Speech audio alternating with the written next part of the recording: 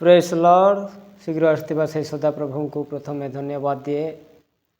आओ जेते जन वीडियो देखुथिबा समस्त माँ बापा भाई भौणी समस्त को से ख्रीष्ट प्रेम रे पुणी थरे प्रेज लॉर्ड जनाउछि। आओ आमे अल्प समय आमे सही प्रभुंकर विषय को नहीं आमे अल्प समय आमे कथबार्ता हेबा। आओ वीडियो देखुथिबा समस्त दर्शक मानकु मु आम चैनल को स्वागत करुछि। आओ ए वीडियो देखि आमे माने जानिबा दरकार। आओ शुणिबा जानिबा शिखिबा निमंते ए प्रकार वीडियो जाको आपण मानको निमंते प्रभुंकर उद्देश्य रे चलिबा निमंते प्रभु को भय करिबा निमंते आउ सत्य प्रभु बोली आमे जानिबा निमंते प्रतिदिन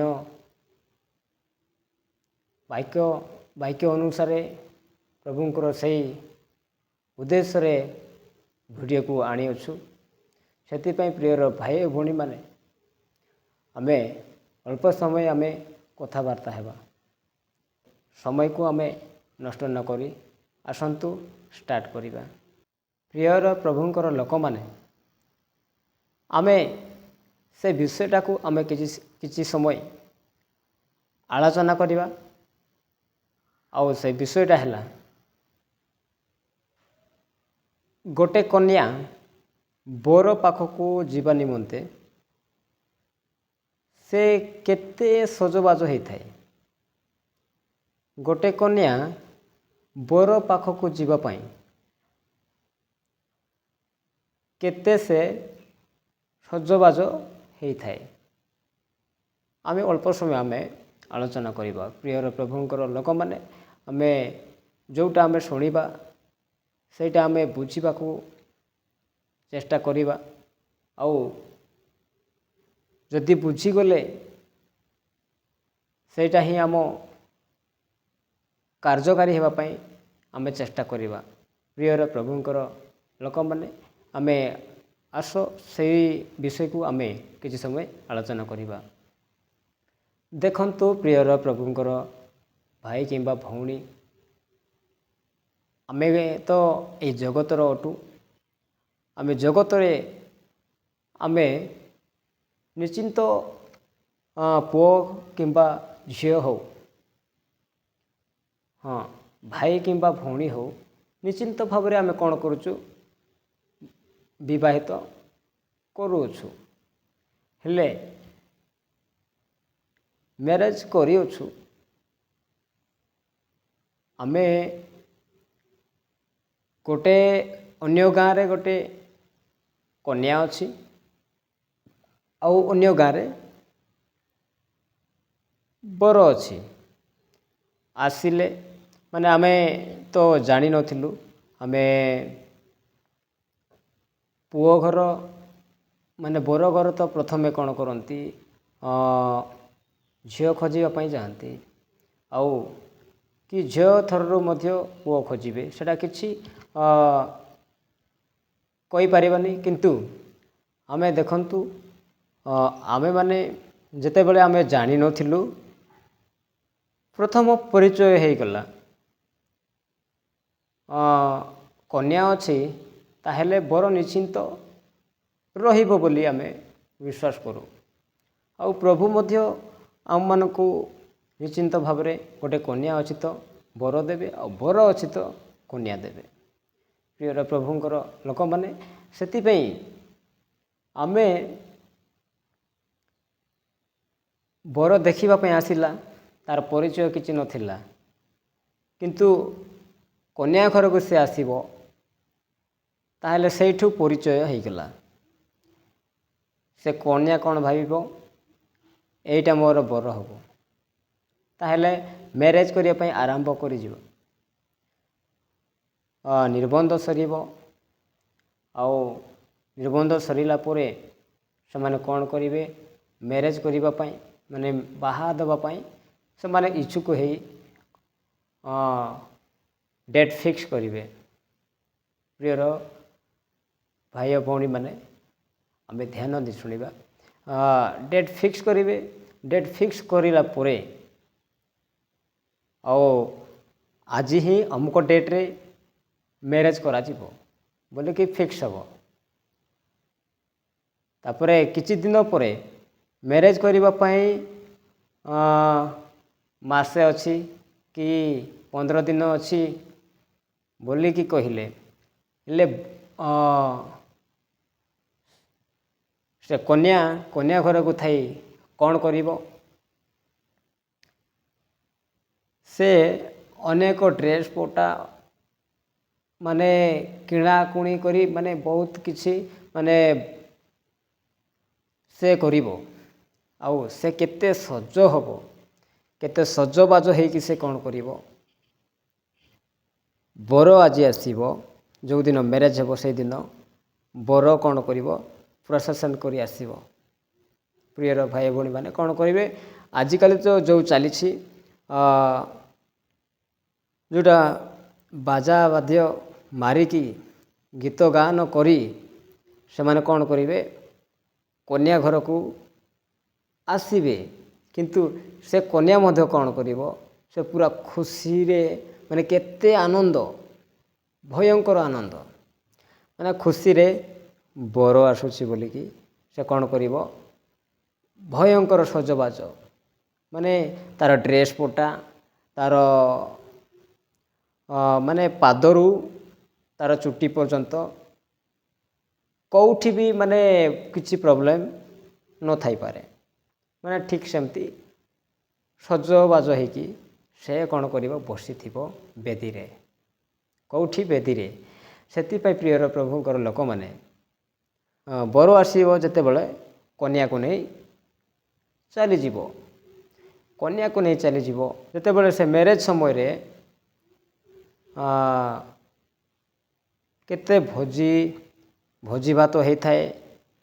ଆଉ କେତେ ଗୀତ ଗାନ ଆଉ ବାଜା ବାଦ୍ୟ ସବୁ ମାନେ ଅନେକ ପ୍ରକାର ଚାଲିଥାଏ। ଆଉ ଯେତେବେଳେ ବର ଆସିବ ତାହେଲେ ସେମାନେ କ'ଣ କରିବେ? ଘରବାଲା ଲୋକ, ନାହିଁ ବର ଆସିଗଲା, ବର ଆସିଗଲା, ବର ଆସିଗଲା, ସବୁ ବେଶୀ ବ୍ୟସ୍ତ ହେଇକି କ'ଣ କରିବେ? ସେମାନେ ଶୀଘ୍ର ଶୀଘ୍ର ଏଇଟା ଆଣନ୍ତୁ, ଶୀଘ୍ର ଶୀଘ୍ର ସେଇଟା କରନ୍ତୁ, ଶୀଘ୍ର ଶୀଘ୍ର ଏ କରନ୍ତୁ। କିନ୍ତୁ ସମସ୍ତେ ବ୍ୟସ୍ତ ହେଇକି ରହିବେ। ଅନେକ ଲୋକ, ସେ ଘର ଲୋକ ଟେନସନ୍ ରହିବେ। ସମସ୍ତେ ବେଶୀ ବ୍ୟସ୍ତ ହେଇକି ରହିବେ। କିନ୍ତୁ ସେ କନ୍ୟା କେବେ ମଧ୍ୟ ତର୍କ ବିତର୍କ କେବେ ହେବ ନାହିଁ। ସେ ବର ଆସୁଛି କେବଳ ମୋତେ ନେବ, ମୋ କନ୍ୟା ମୋତେ ନେବ। ସେଥିପାଇଁ ପ୍ରିୟର ପ୍ରଭୁଙ୍କର ଲୋକମାନେ ସେ ଯେମିତି ସଜବାଜ ହେଇଥିବେ, ସେଇ କନ୍ୟା ବର ଦେଖିଲେ କ'ଣ କରିବ? ପୁରା ଆନନ୍ଦ ହେଇକି, ଖୁସି ହେଇକି, ଆଉ ଥରେ ମାନେ ଅଧିକ ପ୍ରେମ ତାକୁ ଦେଇକି କ'ଣ କରିବ? ନେବାକୁ ଅଧିକ ଇଚ୍ଛା ହେବ। ସେଥିପାଇଁ ଠିକ୍ ସେହିପରି ପ୍ରିୟର ପ୍ରଭୁଙ୍କର ଲୋକମାନେ, ଭାଇ ଓ ଭଉଣୀମାନେ ସମସ୍ତେ ଆମେ ଜାଣିବା ଏଇଟା ଉଚିତ। କିନ୍ତୁ ଠିକ୍ ସେମିତି ପ୍ରଭୁ ଯୀଶୁ ଖ୍ରୀଷ୍ଟ ମଧ୍ୟ ବର ବେଶରେ ଆସିବେ। ବର ବେଶରେ ଆସିବେ। ଆମେମାନେ ଏ ଜଗତର ସମସ୍ତେ କ'ଣ? ପ୍ରିୟର ପ୍ରଭୁଙ୍କର ଲୋକମାନେ ଆମେ ଗୋଟେ ଗୋଟେ ତାଙ୍କରି କନ୍ୟା ଅଟୁ। ତାଙ୍କରି କନ୍ୟା ଅଟୁ। ଆମେ ବର ପାଖରେ ଯିବା ପାଇଁ, ଏବେ ଯେଉଁ କହୁଥିଲି ବର ପାଖରେ ଯିବା ପାଇଁ ସେ କେତେ ସଜବାଜ ହେଇଛି, ଆମେ ମଧ୍ୟ ଏ ଜଗତର ଲୋକମାନେ ମଧ୍ୟ କ'ଣ ହେବାର ଅଛି? ଯଦି ପ୍ରଭୁଙ୍କର ଠାରେ ଯିବା ପାଇଁ ହେଲେ ଆମେ ମଧ୍ୟ ସଜବାଜ ହେବା ଉଚିତ। ପ୍ରେଜ୍ ଦ ଲର୍ଡ। ଆମେ ମଧ୍ୟ ସଜବାଜ ହେବା ଉଚିତ। ସେ ଯେମିତି ସଜବାଜ ହେଇଥିଲା,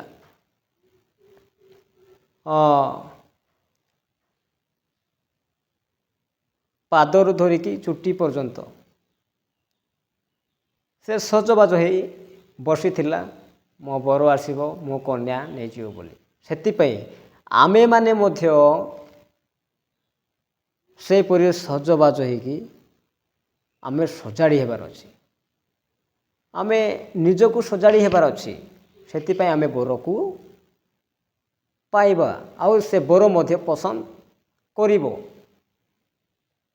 ଯଦି ବେଦିରେ ଯଦି କନ୍ୟାକୁ ନେବା ପାଇଁ ବର ଆସିବ, ଆଉ ଯଦି କନ୍ୟା ଯଦି ତା'ର କ୍ୟାରେକ୍ଟର କିଛି ଠିକ୍ ନଥିବ, ତା'ର ସଜବାଜ କିଛି ଠିକ୍ ନଥିବ, ତା'ର କିଛି ଶୈଳୀ ଟିକେ କଥାବାର୍ତ୍ତା ତା'ର କିଛି ଠିକ୍ ନଥିବ, ଆସିବ ଦେଖିବ କ'ଣ କରିବ? ନେବ? ନାହିଁ ପ୍ରିୟମାନେ, ନାହିଁ। ସେଥିପାଇଁ ସେହିପରି ପ୍ରଭୁ ଯୀଶୁଖ୍ରୀଷ୍ଟ ମଧ୍ୟ ଆସିବେ, ଦିନେ ଆସିବେ। এই ଜଗତର ଲୋକ ସମସ୍ତେ ଆମେ ଭାବି ନେବା ଆମେ କନ୍ୟା, ଆଉ ପ୍ରଭୁ ଯୀଶୁଖ୍ରୀଷ୍ଟ ବର ହେଇକି ଆସିବେ। ଆଉ କନ୍ୟାକୁ ଯଦି ପସନ୍ଦ ଲାଗେ ତାହେଲେ ନେଇକି ଯିବେ। ପ୍ରେଜ୍ ଦ ଲର୍ଡ। ନେଇକି ଯିବେ। ଆମେ କେମିତି ସଜବାଜ ହେବା? ମୁଁ ମ୍ୟାରେଜ୍ କଥା କହୁଥିଲି। ମ୍ୟାରେଜ୍ରେ ତ ପାଦର ଆଙ୍ଗୁଠିରୁ ଧରିକି ନଖ ପର୍ଯ୍ୟନ୍ତ ଧରିକି ଚୁଟି ପର୍ଯ୍ୟନ୍ତ ସଜେଇ ହେଇଥିବେ, କିନ୍ତୁ ସେଇ ପ୍ରକାର ନୁହଁ ମୋର ପ୍ରିୟ ମାନେ, ସେଇ ପ୍ରକାର ନୁହଁ। ଆମେ ସଜବାଜ ହେବା, ଆମେ ସଜାଡ଼ି ହେବା କ'ଣ? ଆମର ମନ ପରିବର୍ତ୍ତନ। ଆମର ମନ ପରିବର୍ତ୍ତନ, ମନକୁ ଯଦି ପରିବର୍ତ୍ତନ କରିଥିବ ତାହେଲେ ବର ନିଶ୍ଚିନ୍ତ ପସନ୍ଦ କରିବ। ପ୍ରେଜ୍ ଦ ଲର୍ଡ। ବର ନିଶ୍ଚିନ୍ତ ଭାବରେ ପସନ୍ଦ କରିବ। ଆମର କଥାବାର୍ତ୍ତା, ଆମର ଚାଲିଚଳନ, ଆମର ପିନ୍ଧା ଓଢ଼ା, ଆମର ଆଚାର ବ୍ୟବହାର, ମାନେ ଆମ ପାଖରେ କିଛି ହିଂସା, ଆମ ପାଖରେ କପଟ, ଆମ ପାଖରେ କେଉଁ କ୍ରୋଧ କିଛି ନଥିବାର ଅଛି। ସମସ୍ତଙ୍କୁ ଆମେ ପ୍ରେମ କରୁଥିବାର ଅଛି। ସମସ୍ତଙ୍କୁ ଭଲ ପାଇ ସେମାନଙ୍କୁ ନିଜର ଘର ଲୋକମାନଙ୍କୁ ଯେମିତି ଆମେ ପ୍ରେମ କରୁ, ମାଆକୁ ଯେମିତି ପ୍ରେମ କରୁ, ଭାଇକୁ ଯେମିତି ପ୍ରେମ କରୁ, ଠିକ୍ ସେମିତି ସମସ୍ତଙ୍କୁ ଆମେ କ'ଣ କରିବାର ଅଛି? ପ୍ରେମରେ ଥିବାର ଅଛି। ଆମର ମନକୁ ପରିବର୍ତ୍ତନ କରିଥିବାର ଅଛି। ପାପକୁ ଛାଡ଼ି ଆମେ ପ୍ରଭୁକୁ ଗ୍ରହଣ କରିଥିବାର ଅଛି। ପ୍ରଭୁକୁ ବିଶ୍ୱାସ କରୁଥିବାର ଅଛି। ପ୍ରଭୁଙ୍କର ବାକ୍ୟକୁ ଆମେ ପାଳନ କରୁଥିବାର ଅଛି। ପ୍ରଭୁଙ୍କର ଦେଇକି ଆମେ ଚାଲୁଥିବାର ଅଛି। ପ୍ରିୟର ପ୍ରଭୁଙ୍କର ଲୋକମାନେ, ସେଥିପାଇଁ ସେ ବର ବେଶରେ ପ୍ରଭୁ ଆସିବେ ଆଉ କନ୍ୟାମାନଙ୍କୁ ନେଇଯିବେ। ନାହିଁ ତ ଯଦି ଆମେ ସଜାଡ଼ି ହେଇନଥିବା ତାହେଲେ ବର କ'ଣ କରିବ? ଆସିବ, ଆଉ ଯାହାର ଏବେ ଯଦି ବେଦିରେ ବସିଛି କନ୍ୟା, ତା ସାଇଡ଼ରେ ବି ଲୋକ ବସିଥାଉଛନ୍ତି, ତା'ର ସାଙ୍ଗସାଥି ଆଉ ଅନ୍ୟ ଝିଅମାନେ ରହିବେ। କିନ୍ତୁ କନ୍ୟା ଯଦି ଠିକ୍ ନ ରହିବ ତାହେଲେ ସାଇଡ଼ରେ ଯେ ଠିକ୍ ରହିବ, ତା'ର ସବୁ ଚାଳିଚଳନ ଆଉ ତା'ର ପିନ୍ଧା ଓଢ଼ା, ତା'ର କଥାବାର୍ତ୍ତା ସବୁ ବିଷୟରେ ଯଦି ସେ ଠିକ୍ ଥିବ ତାହେଲେ ତାକୁ ନେଇକି ଯିବ। ପ୍ରିୟମାନେ ମନେ ରଖନ୍ତୁ, ସେଥିପାଇଁ ଆମେମାନେ ମଧ୍ୟ ଏ ଜଗତରେ ଅଛୁ। ଆମେ ଗୋଟେ ପରିବାରରେ ହେଉ, ଆମେ ଗୋଟେ ମଣ୍ଡଳୀରେ ହେଉ, ଆମେ ଏ ଜଗତରେ ଅଛୁ ଆଉ ପ୍ରଭୁଙ୍କର ବିଶ୍ୱାସ କରୁଛୁ ଯେତେବେଳେ, ଆଉ ଆମେ ଗୋଟେ ଫ୍ୟାମିଲି 4 ଜଣ କି 5 ଜଣ ଅଛୁ, ମନେକର 4 ଜଣ କି 5 ଜଣ ଅଛୁ, ହେଲେ ସମସ୍ତେ ଜାଣିଥିବୁ ପ୍ରଭୁକୁ ଆମେ ଜାଣିଥିବୁ, କିନ୍ତୁ ବିଶ୍ୱାସ କରୁନଥିବୁ, ଆଉ ସମସ୍ତେ ପ୍ରଭୁଙ୍କର ପ୍ରାର୍ଥନା କରୁଥିବୁ, ସମସ୍ତେ ଗିର୍ଜା ଯାଉଥିବୁ, ବାଇବେଲ ପଢ଼ୁଥିବୁ, ଆରାଧନା କରୁଥିବୁ, ଆଉ ପ୍ରଭୁଙ୍କର ଭୟକାରୀ ହେଇ ଯଦି ଆମର ମନକୁ ଯଦି ପରିବର୍ତ୍ତନ କରିନଥିବୁ, ଆମର ପାପକୁ ଯଦି ଛାଡ଼ି ନଥିବୁ, ଆମର ରାଗ, ହିଂସା, କପଟ, ନିନ୍ଦା ତାଡ଼ନା କରିବାରେ ଏସବୁ ଯଦି ଆମେ ଛାଡ଼ି ନଥିବୁ, ତାହେଲେ ଏବେ ଗୋଟେ ପରିବାରରେ 5 ଜଣ କି 6 ଜଣ ରହିଲେ ଯେ ପରିବର୍ତ୍ତନ ରହିବ ସେମାନଙ୍କୁ ହିଁ ପ୍ରଭୁ ନେଇଯିବ। ପ୍ରେଜ୍ ଲର୍ଡ, ସେମାନଙ୍କୁ ହିଁ ନେଇଯିବ। ସେଥିପାଇଁ ଆମେ ନିଜେ ସଜାଡ଼ି ହେଇକି ଆମେ ସଜବାଜ ହେଇ କ'ଣ କରିବାର ଅଛି, ଆଜି ବର ଆସୁଛି ବୋଲିକି ଯେମିତି ଆମେ ସଜବାଜ ହେଇଥାଉଛି କନ୍ୟା, ସେଇ ପ୍ରକାର ଆମେମାନେ ମଧ୍ୟ ଆମ ମନକୁ ପରିବର୍ତ୍ତନ କରି ଆମେ ନିଜକୁ ସଜାଡ଼ି କ'ଣ କରିବାର ଅଛି, ମୋର ପ୍ରଭୁ ଆସିବେ, ଦିନେ ନା ଦିନେ ଆସିବେ ଆଉ ଆମମାନଙ୍କୁ ନେଇଯିବେ ବୋଲିକି ଆମେ ଜାଗ୍ରତ ହେବାର ଅଛି। ଜାଗ୍ରତ ହେଇ ଆମେ ରହିବାର ଅଛି। ପ୍ରିୟର ପ୍ରଭୁଙ୍କର ଲୋକମାନେ, ଆମେ ଏ ପ୍ରକାର ଏ ବିଷୟକୁ ପ୍ରଭୁ ଆମମାନଙ୍କୁ କେତେ ସଚେତନ କରି ଆମମାନଙ୍କୁ ବୁଝାନ୍ତି। ସେଇ ଜ୍ଞାନରେ ଆମେ ଯଦି ଚାଲିବା, ନିଶ୍ଚିନ୍ତ ଭାବରେ ଆମେ କ'ଣ ବର ପାଖକୁ ଯିବା, ସେଇ ସ୍ୱର୍ଗରେ ଆମେ ଯିବା। ସ୍ୱର୍ଗରେ ଯିବା ନିମନ୍ତେ ଆମେ ଏ ପ୍ରକାର ଆମେ ସଜବାଜ ହେଇକି ରହିବା ଉଚିତ। ଆମ ପାଖରେ ଧନ ନଥିଲେ ନାହିଁ, ଗାଡ଼ି ନଥିଲେ ନାହିଁ, ଘର ନଥିଲେ ନାହିଁ, କିନ୍ତୁ ପ୍ରଭୁ ଚାହାନ୍ତି ନାହିଁ କୌଣସି ଧନକୁ, କୌଣସି ଗାଡ଼ିକୁ, କୌଣସି ଘୋଡ଼ାକୁ, ମାନେ କୌଣସି ବିଷୟକୁ ଚାହାନ୍ତି ନାହିଁ। କେବଳ ଆମମାନଙ୍କର ହୃଦୟ ହିଁ ଦରକାର, ଆମର ମନ ହିଁ ପ୍ରଭୁକୁ ଦେବା ଦରକାର। ପ୍ରିୟର ଭାଇ ଓ ଭଉଣୀମାନେ, ସେଥିପାଇଁ ଏଇ ଅଳ୍ପ ଭିଡ଼ିଓ କରିଥିବା ହେତୁ ପ୍ରଭୁ ସୁଯୋଗ ଦେଇଛନ୍ତି, ସେଥିପାଇଁ ପ୍ରଭୁକୁ ଧନ୍ୟବାଦ। ଆଉ ଯେତେ ଜଣ ଭିଡ଼ିଓ ଦେଖୁଥିବା ସମସ୍ତ ଭାଇ ଭଉଣୀମାନଙ୍କୁ ସମସ୍ତଙ୍କୁ ଧନ୍ୟବାଦ। ଏଣ୍ଡ ପ୍ରେଜ୍ ଦ ଲର୍ଡ।